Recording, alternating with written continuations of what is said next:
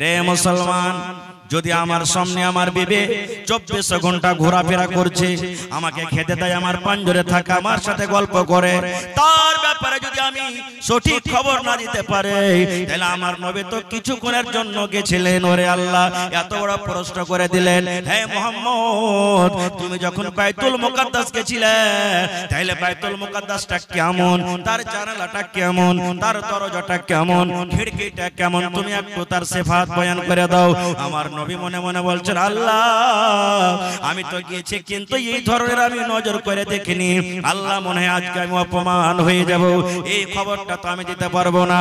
আল্লাহ রাব্বুল আমিন জিবরিল ফেরেশতাকে ডাকতে বলছেন, জিবরিল রে, আমার নবীকে আবু জাহাল প্রশ্ন করে দিয়েছে, তুমি যাও তাড়াতাড়ি করে আমার নবীর কাছে চলে যাও, আমার নবীকে অপমান হইতে দিও না, যাও তাড়াতাড়ি করে তুমি ওই মসজিদে আকসার ছবিটা আমার নবীর সামনে হাজির করে দাও, ওই মসজিদে আকসার ফটোটা আমার নবীর সামনে তুমি হাজির করে দাও।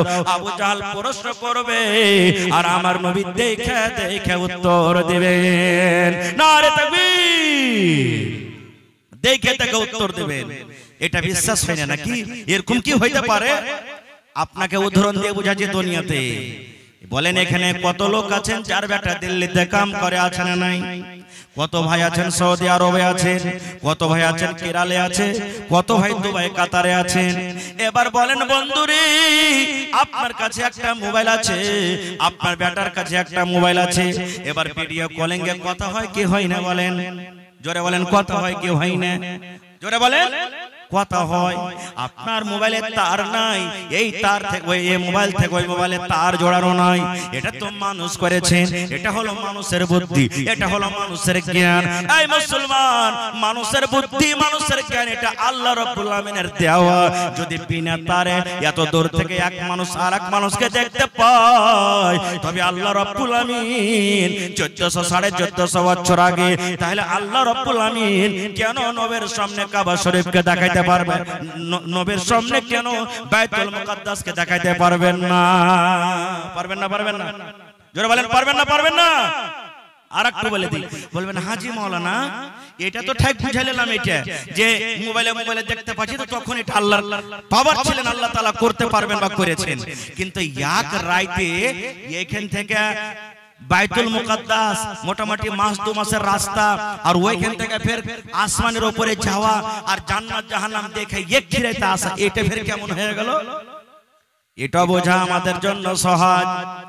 এবার আপনাকে একটা প্রশ্ন করি, এখান থেকে মোটামুটি পাটনা 300 কিলোমিটার হবে, হবে না? হবে না? জোরে বলেন, হবে না? হবে না?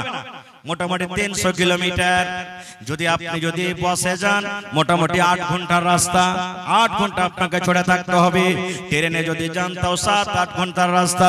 কিন্তু মুসলমান, ওই পাটনা থেকে যদি আপনার ঘরে লাইনের কানেক্ট আছে, তার জোড়ানো আছে, লাইন আছে, ওইখানে পাওয়ার হাউস আছে, এবার আপনি বলেন আপনার বাড়িতে যে বোর্ড লাগানো আছে, পল লাগানো আছে, আপনার তার জোড়ানো আছে পাটনা পর্যন্ত, এবার আপনি যেমনই বাটন দাববেন, বাটন দাবার সাথে সাথে আপনার ঘরের পল জ্বলবে, ফ্যানটা জ্বলবে কি জ্বলবে না? বলেন সেকেন্ডের মধ্যে জ্বলবে কি আধ ঘন্টা 10 মিনিট পর জ্বলবে? বলেন কত টাইমে জ্বলবে? সেকেন্ডের মধ্যে জ্বলবে। তাহলে তারের ভিতরে লাইন আছে, এটা কে দিয়েছে? মানুষ দিয়েছে। এটা কে দিয়েছেন? আল্লাহ দিয়েছেন, মানুষ করেছেন। এই মুসলমান, যদি মানুষের তৈরি করা জিনিস মানুষ যদি হেঁটে যায় 5 দিন 7 দিনকার রাস্তা, মানুষ যদি সওয়ারিতে যায় তাহলে 8 ঘন্টা 10 দিনকার রাস্তা, ওই মানুষের তৈরি করা বিজলি যদি মানুষ বাটন দাবতে দাবতে যদি তার ঘরের ভিতরকার বল যদি জ্বলতে লাগে, ফ্যান যদি চলতে লাগে, তাহলে আল্লাহ রাব্বুল আমিন নবীকে কেন মক্কা থেকে ফিলিস্তিন আর ওখান থেকে 7 আকাশের উপরে আবার ওখান থেকে ঘুরিয়ে কেন মক্কাতে আনতে পারবেন না? পারবেন না? পারবেন না? যারা বলেন পারবেন না? পারবেন না? আরেকটা আমি আপনাকে বুঝিয়ে দিই, পয়েন্ট দিয়ে দিই। মেলায় মানুষ, আমরা যে ওয়াজ করি, মেলায় মাওলানা ওয়াজ করেন, নেকি করো, গুনাহ থেকে বাঁচো, নেকি ওজন হবে। আচ্ছা, আজ আপনাকে একটা প্রশ্ন করছি, নেকি আজ পর্যন্ত দেখতে পেয়েছেন? ধরতে পেরেছেন নেকি?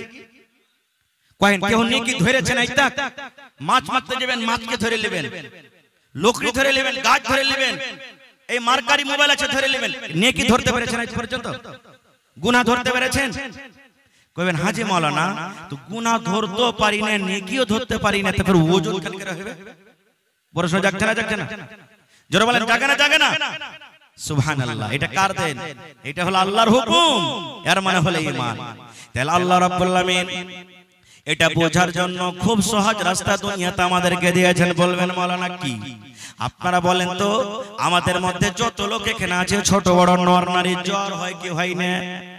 জ্বর হয়েছে? বলেন জ্বর হয়? বুখার বুখার জ্বর বুঝেন না? একটু মুড়ি জোরে করে হিলান না জি ভাই, মনে হয় লসা বসে আছেন সব জায়গায়। জোরে করেন জ্বর হয় না হয় না? হ্যাঁ এরকম ভাবে কথা বলবেন, জ্বর হয়। এবার জ্বরকে দেখেছেন আজ পর্যন্ত কেউ? দেখেছেন জ্বর? জ্বরকে ধরতে পেরেছে কেউ? রসা দিয়ে বাঁধতে পেরেছে? কিন্তু দেখবেন ডাক্তার সাহেবরা জ্বরকে ধরে নেয়। বলবেন মাওলানা কেমন করে ধরে? ডাক্তাররা যখন জ্বরকে ধরে পগলে একটা মিটার লাগে, যাকে থার্মোমিটার বলে, নাকি বলে? থার্মোমিটার বলি, বগলে যখন লাগিয়ে দেয় 1 মিনিট পর দেখবেন টু টু টু করে বেজে উঠবে। ডাক্তার সাহেব বলে দিবেন ভাই রে তোমাকে 105 ডিগ্রি জ্বর হয়েছে রে ভাই, তোমাকে 80 ডিগ্রি জ্বর হয়েছে, তোমাকে 90 ডিগ্রি জ্বর হয়েছে।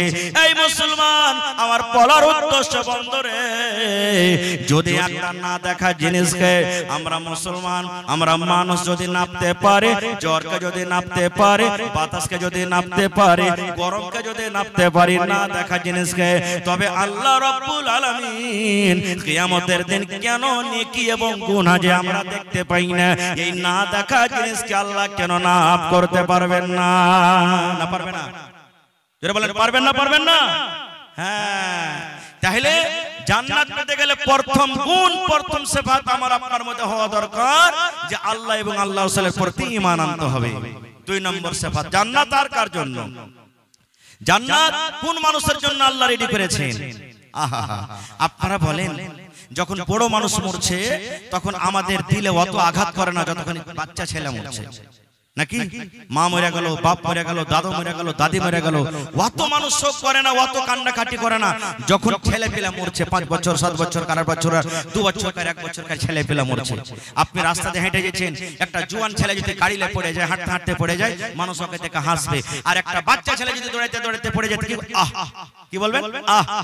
মানে এখনো মায়া দিয়ে দেখাচ্ছি আমরা। আল্লাহ রাব্বুল আলামিনের নবী বলেছেন মানুষের জান কবজ করেন কে? মালাকুল মউত, আজরাইল ফেরেশতা। ওই ছেলেটা, ওই মালাকুল মউত যখন একটা কোনো বাচ্চা ছেলের জান কবজ করে আল্লাহর কাছে চলে যাবেন, হয়তো ধ্বজাঘাটের কোন বেটা ছেলে কিংবা বেটি ছেলের জান কবজ করে চলে গেলেন মাসুম বাচ্চি, কিংবা আশেপাশে হরিশপুর গ্রাম আছে, হাজিপুর গ্রাম আছে, হাতিনার গ্রাম আছে, যখন বাচ্চা ছেলের জান কবজ করে যখন নিয়ে চলে যান আল্লাহর কাছে, এবার যখন কোনো মানুষের জান কবজ হয় তখন আল্লাহর কাছে এই ইলমটা আছে না? বলেন তো আছে? আল্লাহ জানছেন না জানেন না? আল্লাহ রাব্বুল আলামিন জানছেন। তবে আল্লাহ রাব্বুল আলামিন এবার মালাকুল মউতকে জিজ্ঞাসা করবেন, মালাকুল মউতকে প্রশ্ন করবেন, কাবাজতুম ওয়ালাদা আবদি, হে আমার মালাকুল মউত রে, তুমি আমার ধ্বজাঘাট গ্রামের অমুক বান্দার ছেলের জান তুমি কবজ করে নিয়েছো, ওই ধ্বজাঘাট গ্রামের অমুক ছেলের তুমি ফুলটাকে কবজ করে নিয়ে এসেছো, ধ্বজাঘাট গ্রামের অমুক মানুষের কলিজার টুকরাকে তুমি কবজ করে নিয়ে এসেছো। মালাকুল মউত তখন বলেছি আল্লাহ আমি অমুক গ্রামের আমি তার ছেলের জানকে কবজ করেছি। এবার আল্লাহ রাব্বুল আলামিন আবার ফেরেশতাকে বলবেন, হে মালাকুল মউত, যখন তুমি ছেলের জান কবজ করো ওখানে ওর মা বাবা ছিল, ওরা কি অবস্থাতে ছিল, কি হালাতে তুমি দেখেছো, তুমি একটু দয়া করে বলো তো। এবার বন্ধুরে যখন আমাদের আত্মীয় মরবে, যখন আমাদের ছেলে মরবে, তখন যদি আমরা কান্না কাটা না করি, যদি আমরা কান্না কাটা করি, তাহলে ওই কথাটা আল্লাহর সামনে ফেরেশতা বয়ান করবেন। আর যদি আল্লাহর শুকরিয়া আদায় করেন, দোয়া পড়েন, যেটা নবীর তারিকা আছে তারিকা মতো যদি আমরা বসে থাকি দোয়া দরুদ করি, ওই কথাটা আল্লাহর সামনে পেশ হবে। এবার মালাকুল মউত বলবেন, রব্বুল আলামিন আমি যখন ওই ধ্বজাঘাট গ্রামে অমুক মানুষের বেটার কিংবা বেটির জানখানাকে যখন কবজ করি, ওখানে ওর মা বসেছিল, ওখানে ওর বাপ বসেছিল, ওরা এই দোয়াটা পড়েছিল, ইন্না লিল্লাহি ওয়া ইন্না ইলাইহি রাজিউন। মানুষের যখন মতের খবর শুনতে পাবেন, মা মরে গেল খবর শুনলেন, আব্বা মারা গেল খবর শুনলেন, নিজের ছেলে মারা গেল খবর শুনলেন, গ্রামের মন্ডল মরল খবর শুনলেন, হাজী সাহেবের খবর শুনে নিলেন, মোবাইলে পড়লেন অমুক লোক মারা গেছে। আল্লাহ রাসূল বলেছেন যখন তুমি মতের খবর শুনবে, মৃত্যুর খবর যখন তোমার কানে আসবে, তখন তুমি এই দোয়াটা পড়বে, ইন্না লিল্লাহি ওয়া ইন্না ইলাইহি রাজিউন। এই খবর তোমরা পড়বে, এই দোয়া পড়বে। তখন মালাকুল মউত বলেন, আল্লাহ তোমার বান্দারা এই দোয়াটা পড়েছিল আর সবর করেছিল, দোয়া দরুদ করেছিল। আল্লাহ তাআলা কি বলবেন তখন জানেন? এই নওজওয়ান, এই আমার ভাইয়েরা মায়েরা খালারা, যাদের ছোট বাচ্চা মাসুম বাচ্চা 10 বছর 12 বছর কার আগে আগে মারা গেছে, জেনেলেন আপনার জন্য কত বড় নিয়ামত। আল্লাহ রাব্বুল আলামিন বলেন, হে ফেরেশতা, ওই আমার বান্দা এবং বান্দি যার ছেলের তুমি জান কবজ করে এনেছো, যার তুমি ফুলটাকে তুমি এনেছো, যার কলেজের টুকরাকে তুমি কবজ করে এনেছো, ও হাওমা হাওমা করে কান্দিনি, চিৎকার করেনি, বরং দোয়া পড়েছে, এই মালাকুল মউত, এই জান্নাতের ফেরেশতা তোমরা শোনো রে, যাও যাও যাও ওই লোকটার জন্য, ওই ছেলের বাবার জন্য জান্নাতের ভিতরে এখন ঘর বানায়া দাও, এখন ঘর বানায়া দাও, এবং ওই ঘরের নাম তুমি রেখে দাও বাইতুল হামদ। তাহলে ছোটকালে যদি বাচ্চা মারা যায় সবর করেন, তাহলে আল্লাহ তাবারাক ওয়া তাআলা আপনার জন্য জান্নাতের ভিতরে একটা ঘর রেডি করে দিলেন। আল্লাহুস সামাদ, কত বড় ফজিলত। তাহলে শুনতে পেলেন? আরেকটু আগে চলেন। এই যে আমরা সূরাতুল ইখলাস পড়ি, আমার দিকে পাঙ্খা ঘোরেন, ওদিকে ঘোরান একটু। এই যে দেখেন আমরা সূরাতুল ইখলাস পড়ি, ভালো একবারে ফজিলতের জিনিস দিয়ে যাচ্ছি ভাই, যদি আপনি আমল করেন ইনশাআল্লাহ দুনিয়া আখিরাতে কামিয়াব হয়ে যাবে। আজকে আমরা সূরাতুল ইখলাস পড়ি, একবার পড়ি, দুবার পড়ি, তিনবার পড়ি, পাঁচবার পড়ি, যতবার পড়বেন নেকি আছে, ফজিলত অনেক আছে। আমি মাত্র দুটো হাদিস আপনার সামনে বলি। আল্লাহ রাসূল বলেছেন, যদি কোনো মা, যদি কোনো খালা, যদি কোনো ভাই, যদি কোনো দাদা, যদি কোনো দাদি যদি সূরাতুল ইখলাস 24 ঘন্টার মধ্যে 10 বার পড়তে পারেন, কতবার? আউযু বিল্লাহ বিসমিল্লাহ বলে 10 বার। কতবার ভাই? 10 বার যদি পড়তে পারেন, ওরে সুবহানাল্লাহ। আল্লাহ রাসূল বলেছেন, যারা নিয়ত করে পড়বে, খালিস নিয়তে পড়বে, নেকি মনে করে পড়বে, আল্লাহকে রাজি করার জন্য পড়বে, আল্লাহর কাছে হওয়ার জন্য পড়বে, আল্লাহর নবী বলেছেন সূরাতুল ইখলাস পড়ার কারণে আল্লাহ রব্বুল আলামিন জান্নাতের ভিতরে এখন ঘর বানাইয়া দিবেন। তাহলে কোরআন বলি সাহেব নামাজ রোজা থেকে সব পড়ছিল, সব বাদ করব না, জি না, ওগুলা তো করতে হবে, ফরজ জিনিস, এগুলা আলাদা থেকে নফল নেকি হলো। সূরাতুল ইখলাস 10 বার পড়বেন, জোহরের বাদ পড়েন, আসরের বাদ পড়েন, মাগরিবের পর পড়েন, এশারের পর পড়েন, 24 ঘন্টার মধ্যে যে কোনো টাইমে জালসা শুনে যাচ্ছেন পড়বেন, সাইকেল চালাচ্ছেন পড়বেন, মায়েরা খালারা ভাত রান্না করছে পড়বে। 10 বার যদি সূরা ইখলাস পড়তে পারেন, আল্লাহ রাসূল বলেছেন জান্নাতে একটা ঘর আপনার জন্য রেডি হয়ে গেল। আর কি করতে পারে সূরা ইখলাস জানেন? সুন্দর কথা। আল্লাহ রাসূল সাল্লাল্লাহু আলাইহি ওয়াসাল্লামের জামানাতে এক সাহাবী এক মসজিদের ইমাম ছিলেন, এক সাহাবী এক মসজিদের ইমাম ছিলেন। ও যখন আল্লাহু আকবার বলে বুকে হাত বাঁধতেন, বায়াত বাণী পড়তেন, বায়াত বাণী পড়ার পর আউযু বিল্লাহ বিসমিল্লাহ বলে সূরা ফাতিহা পড়তেন। সূরা ফাতিহা পড়ার পর তখন সূরাতুল ইখলাস পড়তেন, মানে কুল হুয়াল্লাহু আহাদ পড়তেন। আর এই সূরাটা পড়ে তখন আরো অন্য একটা সূরা পড়তেন। ভালো করে শুনবেন, বায়াত বাণী পড়লেন, আউযু বিল্লাহ বিসমিল্লাহ বলে সূরা ফাতিহা পড়লেন, আর সূরা ফাতিহা পড়ে কি পড়তেন? যারা বলে সূরা ইখলাস মানে কুল হুয়াল্লাহু আহাদ পড়তেন। আর এইটা পড়ে আরো একটা দোসরা সূরা পড়তেন, যেত রুকুতে যেতেন। এক রাকাতে নাই, যত রাকাত পড়তেন 5 ওয়াক্তের নামাজে যত রাকাত পড়তেন, এটাই ওর নিয়ম ছিল যে আলহামদুলিল্লাহর পর সূরা ইখলাস পড়তেন, তারপরে অন্য আরেকটা পড়ে রুকুতে যেতেন। সালাম টালাম যখন ফিরা হয়ে গেল, যারা মুক্তাদি ছিলেন মসজিদে, ওনারা তখন বলছেন, ইমাম সাহেব ব্যাপারটা কি, নতুন আমল চালু করছেন আপনি? বলছে কি রে ভাই? বলছে আপনি আলহামদুলিল্লাহর পর সূরা ইখলাস পড়ে কেন রুকুতে যান না? আপনি আলহামদুলিল্লাহর পর সূরা ইখলাস পড়ছেন, তারপরে আরেকটা সূরা পড়ে তখন রুকুতে যাচ্ছেন, এটা থেকে আপনার নামাজ হবে না। আপনাকে দুটার মধ্যে একটা পড়তে হবে। আলহামদুলিল্লাহর পর হয় সূরাতুল ইখলাস পড়ে রুকুতে চলে যান, আর না হলে আরেকটা যেটা পড়ছেন ওইটাকে পড়েন, সূরা ইখলাস বাদ দিয়ে দেন। ইমাম সাহেব বলছেন, দেখো আমাকে তোমরা ইমাম রাখবে চায় না রাখো, ইমাম রাখবে চায় না রাখো, কিন্তু আমি যেইভাবে পড়ছি ওইভাবেই পড়বো। আলহামদুলিল্লাহ পর হর রাকাতে আমি ইখলাস পড়বো, আর তারপরে আরেকটা সূরা পড়ে তখন আমি রুকু করব। তোমরা আমাকে ইমাম রাখো বা না রাখো। এই মুসাল্লিগণ মুক্তাদিগণ তখন নবীর দরবারে শিকায়ত নিয়ে চলে গেছেন, হুজুর আমাদের পাড়াতে আমাদের টোলাতে মসজিদে যেটা ইমাম আছে এরকম এরকম করে পড়ছে, ওকে যখন বলছি তো কইছে আমাকে ইমাম রাখো বা না রাখো, কিন্তু আমি নিগরি পড়বো, হর রাকাতে সূরাতুল ইখলাস পড়বো, আরেকটা সূরা পড়ে তখন আমি রুকু করব। নবী বললেন তোমাদের ইমামকে পাঠিয়ে দাও আমার কাছে যাও। এবার ওরা এসে বললেন ইমাম সাহেব আপনাকে ডাকলেন। নবীজি চলে গেলেন। এবার নবীজি বলছেন আরে বাবা তোমার মুক্তাদিরা এসে আমাকে শিকায়ত করেছে যে তুমি আলহামদুলিল্লাহ পরে একটা সূরা ইখলাস পড়ছো, আর ইখলাসের পর আরো একটা সূরা পড়ার পর তখন তুমি কি বলছো রুকু করছো, তো সূরাতুল ইখলাসটা কি তোমার জন্য যথেষ্ট নয়? কি কারণে তুমি পড়ো? কি আছে সূরাতুল ইখলাসের মধ্যে? কি মজা পেয়েছো তুমি? সুবহানাল্লাহ। সে সাহাবী কি উত্তর দিলেন জানেন? আল্লাহর নবী গো, ওরে সুবহানাল্লাহ। এবার সে সাহাবী বলছেন আল্লাহর নবী গো, সূরাতুল ইখলাসটা আমাকে এত ভালোবাসি পড়তে আমাকে মজা লাগে, আমি সূরা ইখলাসের প্রতি মহব্বত যায়, সূরাতুল ইখলাসকে আমি মহব্বত করি, ভালোবাসি। আমি সূরাতুল ইখলাস না পড়লে মনে হয় আমার নামাজটা অধরা হয়ে যায়, আমাকে ভালো লাগে না, আমাকে তেলাওয়াত করতে ভালো লাগে না। এই সূরাতুল ইখলাসকে আমি ভালোবাসি, আমি প্রত্যেক রাকাতে পড়ি।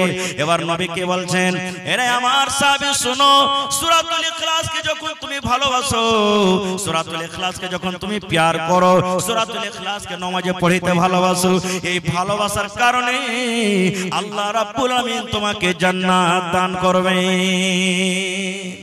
এই সূরাতুল ইখলাস পড়ার কারণে আল্লাহ তাবারক ওয়া তাআলা তোমাকে জান্নাত দান করবেন। তাই এখনকার কোন মানুষ যদি এটা ইচ্ছা করে যে আমি সূরাতুল ফাতিহা পড়বো আর সূরাতুল ইখলাস পড়বো, তারপর আরেকটা সূরা পড়ার পর তখন আমি রুকু করব, এটা করতে পারে, কোনো অসুবিধা নাই। তাহলে একটা আমল শিখে নিলেন, আরেকটু আগে চলেন। একটা প্রশ্ন করছি, দুনিয়ার ভিতরে সবথেকে খারাপ জায়গা কি? জোরে বলেন, একটা কথা বলেন ভাই। বাজার। সময় খুব শর্টে একবারে ভাই, দুটার হাদিসের কথা আপনাদের সামনে রাখবো। সব থেকে দুনিয়াতে খারাপ জায়গা বাজার, এটা নবীর হাদিস। আর সব থেকে ভালো জায়গা জোরে বলেন মসজিদ। এখন মজলিসে বেশি মানুষ আছে না বাজারে, তো ওইটাই না ভালো হলো জি ভাই। হ্যাঁ এটা ভালো হলে এখানে আসতো না, ওইটাই না ভালো হলো। হায় রে আফসোস, কপাল পোড়া মুসলমান। এই লেগে তো সব জায়গাতে আমরাকে কচু কাটা করে কাটছে। আল্লাহ আল্লাহ রাসূল সাল্লাল্লাহু আলাইহি ওয়াসাল্লাম বলেছেন বাজার হলো দুনিয়াতে সবথেকে খারাপ জায়গা, বাজার হলো সবথেকে নোংরা জায়গা আল্লাহর নিকটে। কিন্তু বন্ধুরে বাজারের ভিতরে একটা কিন্তু ফজিলত ঢুকে আছে, বাজারের ভিতরে একটা নেকি ঢুকে আছে। কি নেকি ঢুকে আছে?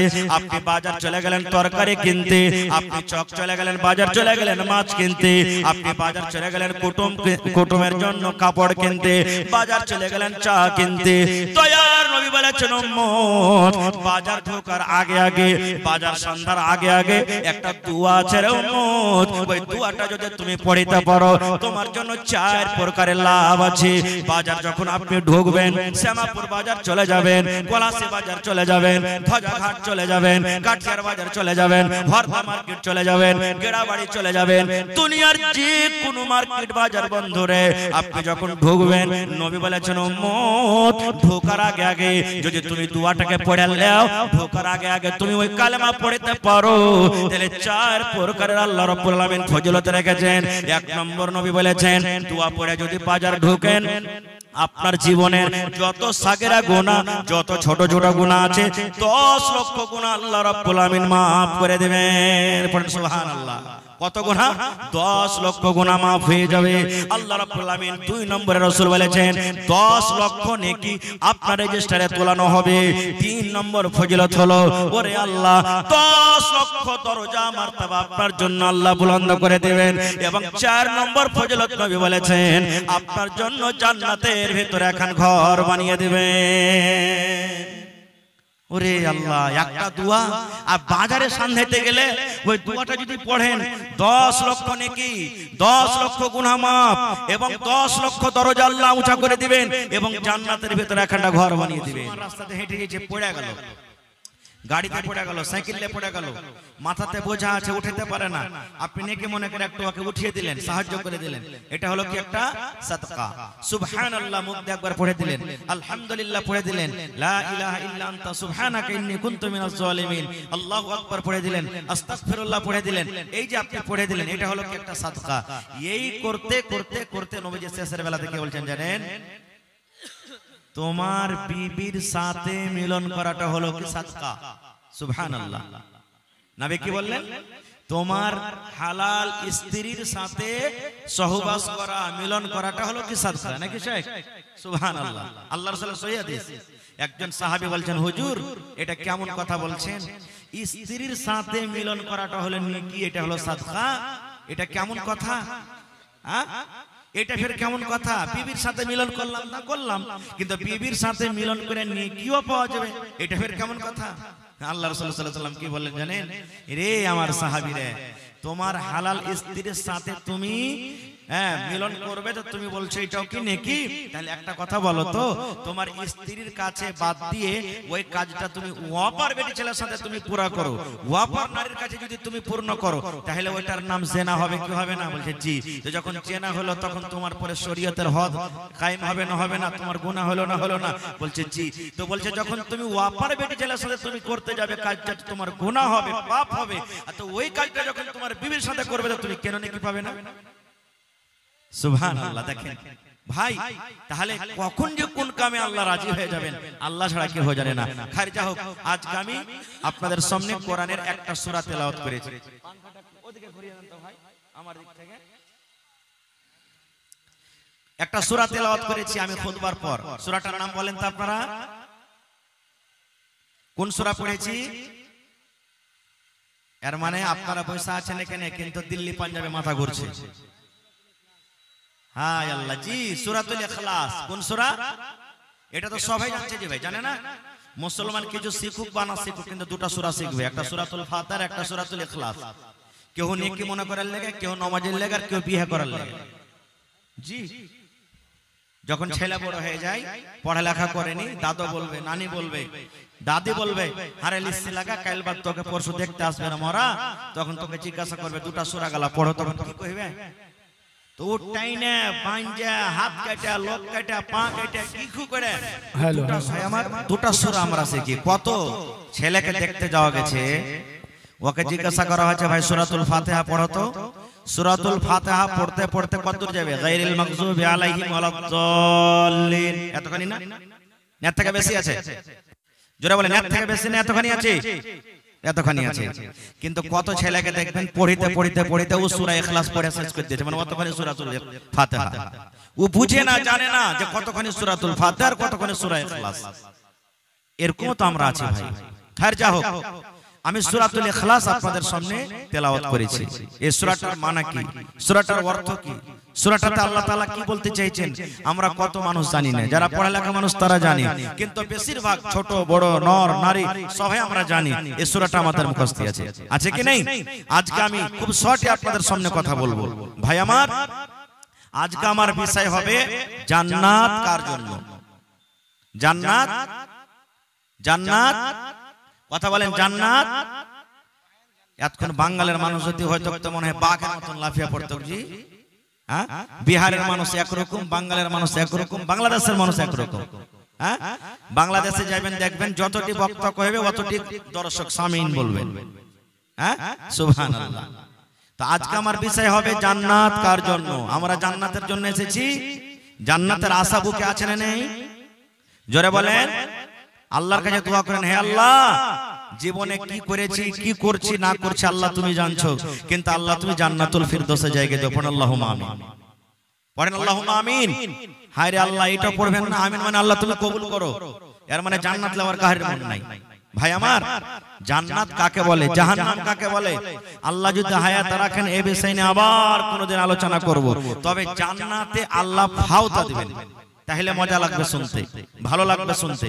জান্নাতে একটা ফাও দিবে। আপনি বলেন, আপনি মাছ কিনতে গেলেন, 1 কেজি মাছ কিনে নিলেন, এবার শেষের বেলাতে যদি মাছ ওয়ালাকে বলেন, এই ভাই একটা ফাও দেন না জি, তা আপনাকে খুব হাইনটা মাছটা দিবে না ছোট মোটো মাছ দিবে ফাও?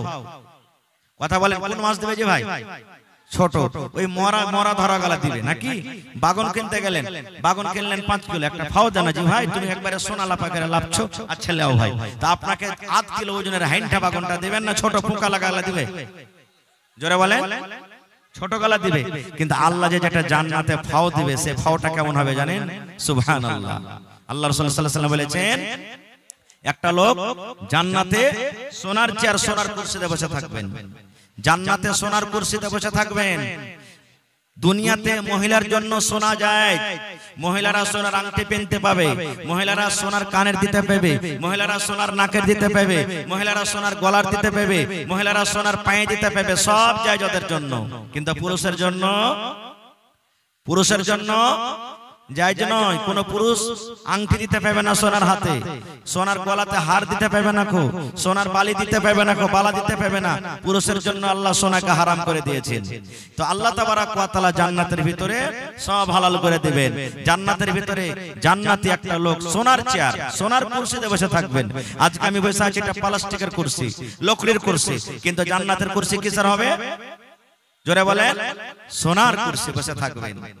আচ্ছা বলেন তো, দুনিয়াতে মানুষের জন্য সব থেকে আজিজ, সব থেকে প্যারি জিনিস কি? একটা বেটি ছেলে নাকি? জোরে বলেন, বেটি ছেলে নাকি? দুনিয়াতে 50,000 লাখ টাকা মাস ইনকাম করছেন, কিন্তু যদি আপনার বিহার টাইমে বিয়া যদি না হয়, তাহলে মনটা ছটফট ছটফট করবে, করবে না? মানুষের একটা বয়স থাকছে, যেমন হয় বিয়া না দিতে গেলে আমি কহকিলিয়ে পালিয়ে যাবো, বিয়া না দিতে গেলে আমি কোনো বেটি ছেলের হাত ধরে নেবো, বিয়া না দিতে গেলে আমি এরকম গুনাহ করে নেবো, এরকম মানুষের থাকে। বেটি ছেলে একটা এমন জিনিস, সুবহানাল্লাহ। আর একটা প্যাট আর একটা মেয়ে ছেলের জন্য দুনিয়াতে এত আমরা কষ্ট করছি, এত মায়ের, এত গায়েল, এত কষ্ট, এত এত সবকিছু।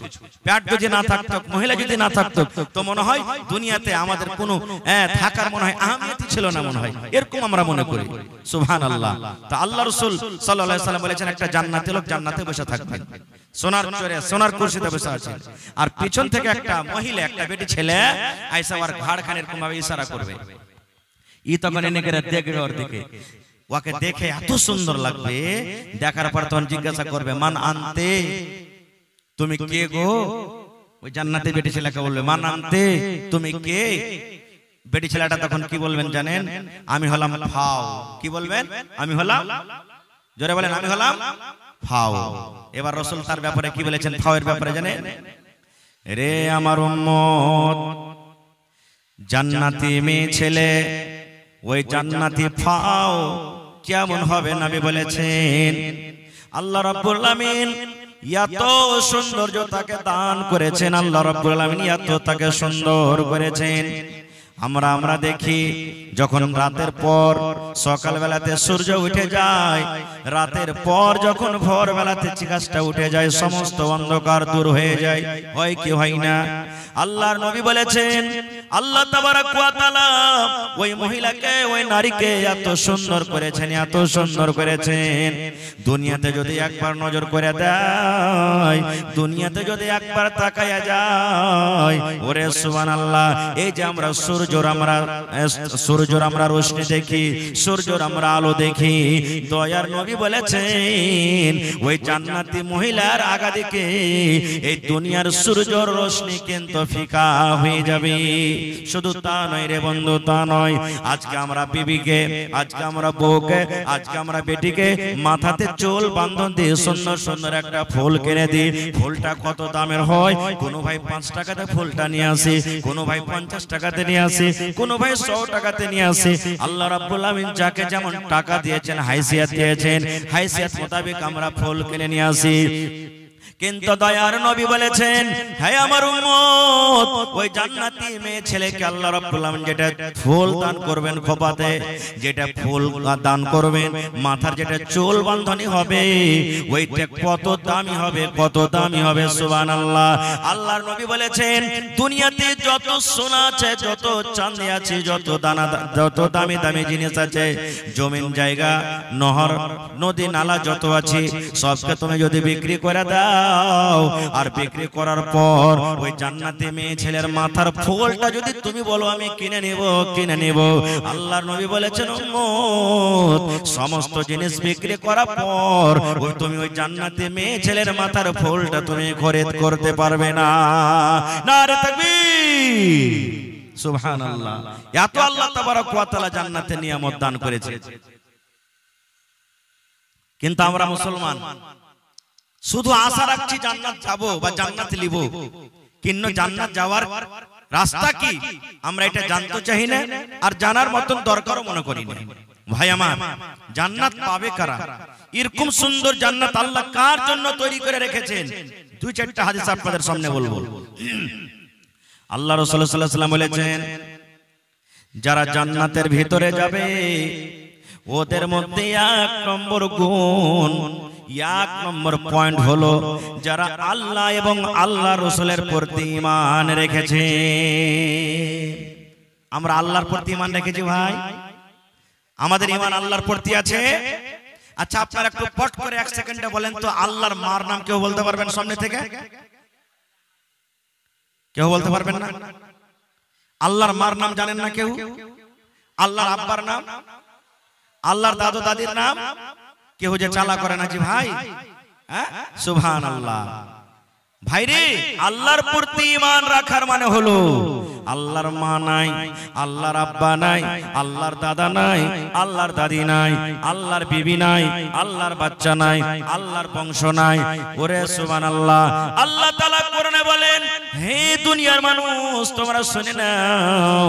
আল্লাহ রাব্বুল আমিন নবীকে বলছেন, কুল, হে নবী আপনি বলে দেন দুনিয়ার মানুষকে, আপনার উম্মতকে আপনি জানিয়ে দেন, হু আল্লাহু আহাদ, আল্লাহ হলেন এক, আল্লাহ হলেন এক, আল্লাহ হলেন এক, আল্লাহ হলেন এক। এর মানে হলো কি?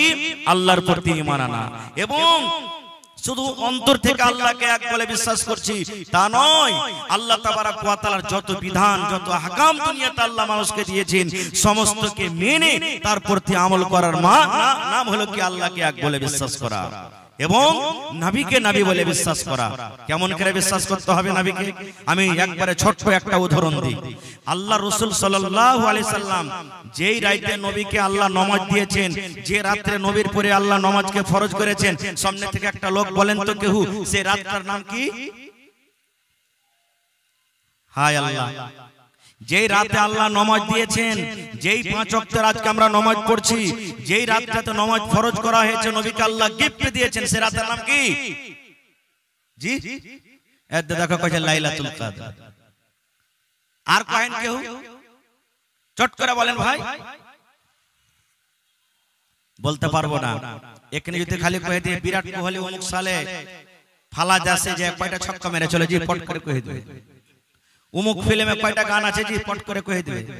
একটু যদি ঝানকার বাজে, গানটা কি গাইতে চাইছে গায়ক পট করে বলে দেবে, কিন্তু এটা আমরা জানি না। সেই রাতটার নাম হলো কি? মেরাজ। সেই রাতটার নাম হলো কি? জোরে বলেন, সেই রাতটার নাম হলো কি? মেরাজ। আল্লাহ তাবারক ওয়া তাআলা সেই রাতটাতে নবীকে মক্কা থেকে নিয়ে ফিলিস্তিন বাইতুল মুকাদ্দাস, ওখানে সমস্ত নবীদেরকে নিয়ে নামাজ পড়ালেন।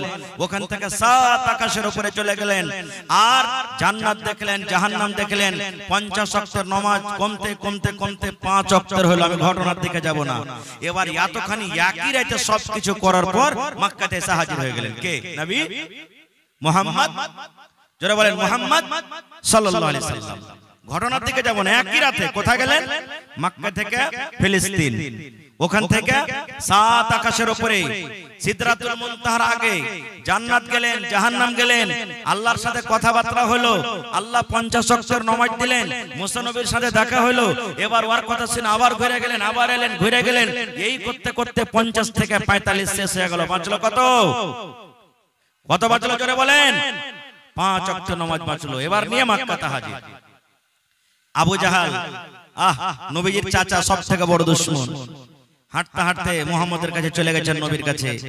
এবার ঠাট্টা মজাক করে বলছে, ভাতিজা কি ব্যাপার, মন টন খারাপ হয়ে বসে আছিস? মানে নবীজি ভাবছেন, আজকে যদি আমি বলি আমি মক্কা থেকে নিয়ে এতখানি এক রাতে আমি সফর করে এসেছি, আমার কথা কে মানবে? আফসোস করে বসে আছেন, মন একবারে উদাস হয়ে বসে আছেন। এই টাইম আবু জাহাল পৌঁছছে, বলছে, ভাতিজা ব্যাপারটা কি? তোর কাছে আজ নতুন কোনো আসেনি? কোনো খবর নেই? কোনো জিন ভূত তোর কাছে আসেনি? নবী বললেন, চাচা আছে নতুন খবর আছে। বলছে কি? বলছে, চাচা আমি আপনার ভাতিজা মোহাম্মদ মক্কা থেকে নিয়ে ফিলিস্তিনের মাঠে গেছি, আর ওখান থেকে আল্লাহর আদেশে জিবরিল ফেরেশতার সাথে 7 আকাশের পরে গেছি, জান্নাত দেখেছি, জাহান্নাম দেখেছি। আল্লাহ আমাকে 5 ওয়াক্ত নামাজ দিয়েছেন, আবার এক রাতে ঘুরে এসেছি। বলেন আবু জাহাল বিশ্বাস করবে? বিশ্বাস করবে? ই তখন বলছে, হারে ভাতিজা, তোর জাদু তো এতদিন জমিনে ছিল, এখন আসমানে তা চড়ে নিয়েছে নাকি? বলছে, তুই আমার সাথে যে কথাটা বললি, আমাকে তোর বন্ধু আবু বকর রাদিয়াল্লাহু তাআলা আনহু ওকে ডাকবো, তুই ওর সামনে বলতে পারবি? নবী বললেন, হ্যাঁ ডাকবো। আবু জাহাল মনে করছে যে আজ তো আবু বকর মানবে না এর কথা, এইটা একটা মানুষ কেমন করে যাবে, অত দূর আর আসবে, মানবে না। চলে গেলেন, দৌড়াতে দৌড়াতে আবু বকরকে বলছেন, আবু বকর, আরে চলো তোমার বন্ধুর কাছে, নবীর কাছে চলো, তুমি তো ওর কথাটা চোখ মুখ বন্ধ করে মানছো, চলো একটা নতুন তোমাকে কথা শোনাবো। এবার হাঁটতে হাঁটতে হাঁটতে চলে এসেছে, বলছে কি খবর? এবারে সুবহানাল্লাহ, আবু জাহাল বলছে, মুহাম্মদ ভাতিজা, আমার সামনে যে তুই কথাটা বললি, ওই কথাটা তোর বন্ধুর সামনে বল। নবীজি বললেন, এই আবু জাহাল শোন, আমি আমার বন্ধুর সামনে বলছি, আমি মক্কা থেকে নিয়ে ফিলিস্তিনের মাটিতে গেছি, ওখান থেকে 7 আকাশের উপরে জান্নাত জাহান্নাম সবকিছু দেখার পর আমি আবার ফিরে এসেছি। আবু জাহাল মনে মনে বলছে, আজ তো মানবে না আবু বকর। রে মুসলমান, যেমন কথাটা বলা, হযরত আবু বকর রাদিয়াল্লাহু তাআলা আনহু কে বলছেন, আল্লাহর নবী গো, দুনিয়ার মানুষ যদি এরকম খবর দিত, দুনিয়ার মানুষ যদি এরকম কথা বলতো, আমি মানতাম না, কিন্তু নবীজি আপনার কথা আমি মেনে নিলাম, সত্য আপনি গেছিলেন, আমি আপনার প্রতি ঈমান আনলাম।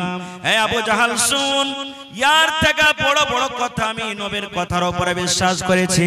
বড় বড় কথা বলতে নবী আমার বলেছেন, আল্লাহ হলেন এক, আল্লাহ হলেন এক, আমি আল্লাহর প্রতি ঈমান এনেছি। আমার কাছে ফেরেশতা আছেন, আমি তাও ঈমান এনেছি।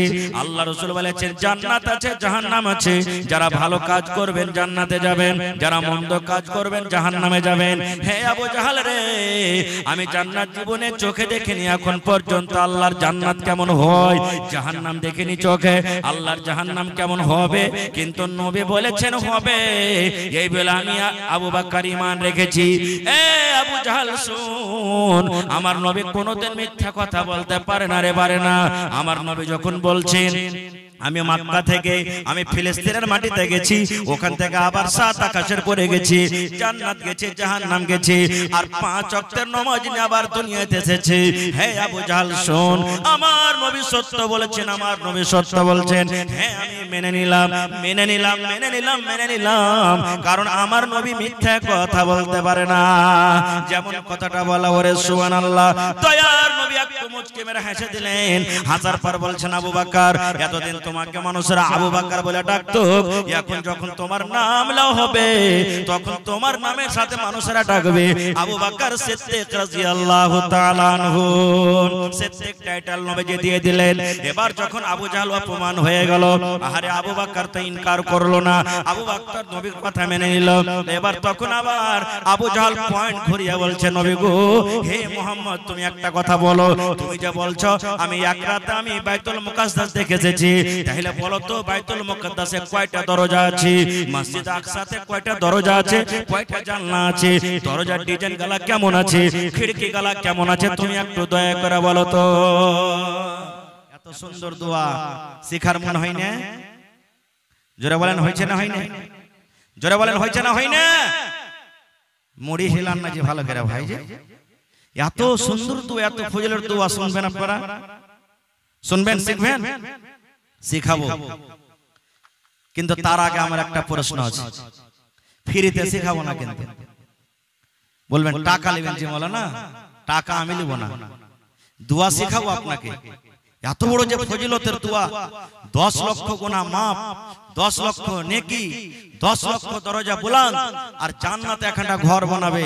বেটা ছেলে হোক, বেটি ছেলে হোক, নর হোক, নারী হোক, ছোট হোক, বড় হোক, যে পড়বে ওর জন্য আল্লাহ একটা ফজিলত রেডি করে দিয়েছেন। ওই দোয়াটা পড়ার আগে আগে 10টা লোককে আমি দেখবো কেমন আছেন, 10,000 টাকা করে দান করতে পারবেন আল্লাহর ঘরের জন্য। দোয়া শেখাবো ইনশাআল্লাহ, ওয়াদা করছি আপনার সাথে শেষের বেলাতে আমি দিয়ে যাব দোয়াটা আপনাকে, আল্লাহর রাসূলের সহিহ হাদিস সহিহ দোয়া আপনাকে দিয়ে যাব। কিন্তু আল্লাহর ঘরের জন্য এটা মসজিদ জালসা, আর আল্লাহর রাসূল বলেছেন জান্নাত যাওয়ার একটা রাস্তা এটাও, মান বানা লিল্লাহি মসজিদান বানাল্লাহু লাহু বাইতান ফিল জান্নাহ।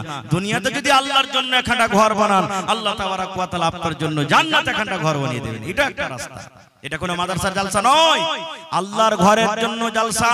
যে ঘরটা পৃথিবীর মধ্যে সবথেকে আল্লাহর নিকটে পিয়ারা, কে জানি? আল্লাহ আপনার কোন দানে, কোন জায়গাতে, কোন মজলিসে, কোন কারণে আল্লাহ আপনার গুনাহকে maaf করে জান্নাতে ঘোষণা করে দেবেন আল্লাহ জানে। আল্লাহ রাসূল বলেছেন একটা মহিলা একটা বিলাইকে মেরে দিয়েছিল, রাগ করে বেঁধে রেখেছিল, সুখিয়া সুখিয়া মেরে দিয়েছিল, খাইতে দেয়নি, ওকে ছেড়াও দেয়নি। আল্লাহ রাসূল বলেছেন মহিলাটা হলো জাহান্নামী। একটা মহিলা কুকুরকে সুবহানাল্লাহ পানি পান করায়, গুনাহগার খাতাকার মহিলা কুকুরকে পান করিয়ে সুবহানাল্লাহ জান্নাতি হয়ে গেছে।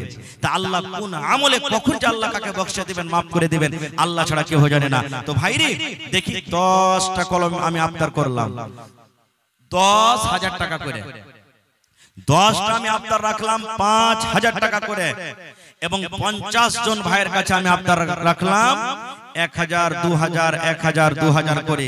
দেখি কোন আল্লাহর বান্দা আছেন নবীর হাদিসের প্রতি মুহাব্বত ভালোবাসা আছে, নবীর হাদিসের প্রতি বিশ্বাস আছে, নবীর প্রতি বিশ্বাস আছে যে দুনিয়াতে যে আল্লাহর ঘর বানাবে আল্লাহ তাআলা জান্নাতে তার জন্য একটা ঘর বানিয়ে দিবেন। এই নবীর প্রতি বিশ্বাস ভালোবাসা কার আছে? দেখি একটা লোক বিসমিল্লাহ করেন তো। 10,000 টাকা মা খালাকে পিন্ডালে চাদর গেছে না জানি গেছে। মায়েরা খালারা আপনারাকে বলবো, আপনারা চাদরে ভর্তি করে করে দান দিয়ে পাঠান। এই যে কয়েকদিন আগে সাখারিলিতে জালসা করতে গেলাম, ওরে আল্লাহ একজন মহিলা 10 আনা ওজনের বালি মসজিদে দান করে দিলেন। এই কয়েকদিন আগে রাখতে গেলাম প্রোগ্রামে, একজন মহিলা 10 আনা ওজনের বালি স্টেজে দিয়ে দিলেন। আর একটা আবদার রাখলাম, দেখি কোনো আমার মা কোনো খালা নেই যে আর চড়া হবে, আরো একজন মহিলা 8 আনা ওজনের বালি স্টেজ দিয়ে পাঠিয়ে দিলেন। তারপরে আংটি, হার, পায়াল, পান আলাদা ছিল। আজকে দেখি আমার কোনো মা, কোনো খালা, কোনো দাদি, নানি এমন আছেন আল্লাহর ঘরের জন্য, মসজিদের জন্য সুবহানাল্লাহ একটা গলার পান গালা দিতে পারবেন, কানের বালি দিতে পারবেন, হাতের আংটি দিতে পারবেন, পার পায়াল দিতে পারবেন, বালা দান করতে পারবেন। এবং দেখি কোন আমার ভাই নওজওয়ান যুবক কেমন আছেন যে মসজিদের জন্য 1 কাঠা 2 কাঠা জমি ওয়াকফ করতে পারবেন, দান করতে পারবেন। মসজিদের আশেপাশে থাকলে লাগিয়ে দিলেন, না আছে মাঠে ময়দানে কোন জায়গাতে আছে বিক্রি করে যা টাকা হবে লাগিয়ে দেন। মরার পর আপনার অনলাইন যেমন টাকা মোবাইলে ঢুকে, আপনি দিল্লিতে থাকেন, পাঞ্জাবে থাকেন, যে কোনো জায়গাতে থাকেন, অনলাইন যেমন টাকা আপনার মোবাইলে চলে যায়, ওই মতো অনলাইন মরার পরও আপনার কবরে নাকি ঢুকতে থাকবে, যেতে থাকবে। এটা নবীর হাদিস। আসেন তো দেখি।